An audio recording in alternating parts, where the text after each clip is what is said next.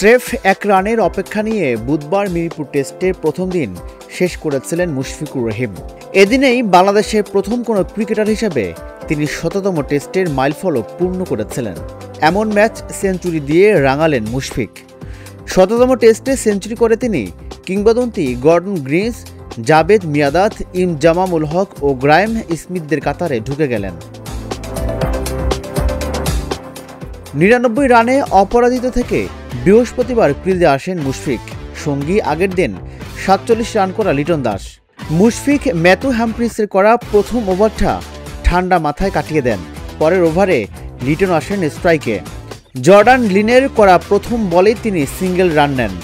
মুশফিক তৃতীয় বলটি স্কোয়ার লেগে পাঠিয়ে নিজের অপূর্ণ ম্যাজিক ফিগারটা পূর্ণ করে প্রসারিত করেন দুহাত।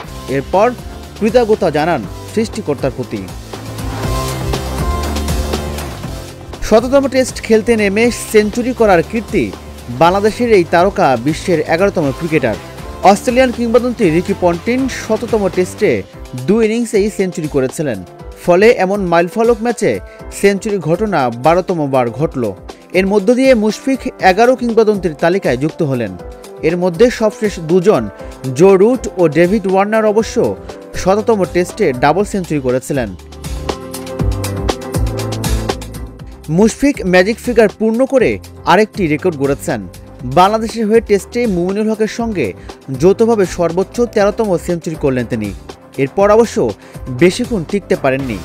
হ্যাম্প্রিসের হালকা বাউন্স ও ঘূর্ণিতে স্লিপে অ্যান্ডি বালবার্নিকে ক্যাচ দিয়ে ১০০তম ম্যাচের এই সেঞ্চুরিয়ান। মুশফিক ২১৪ বলে ১০৬ রানের ইনিংসটি সাজিয়েছেন ৫টি চারের সাহায্যে। তার বিদায়ে ভাঙল লিটনের সঙ্গে গড়া ১০৮ রানের জুটি। ৩১০ রানে পঞ্চম উইকেট হারালো বাংলাদেশ। রাজিবুল ইসলাম, ঢাকা জার্নাল।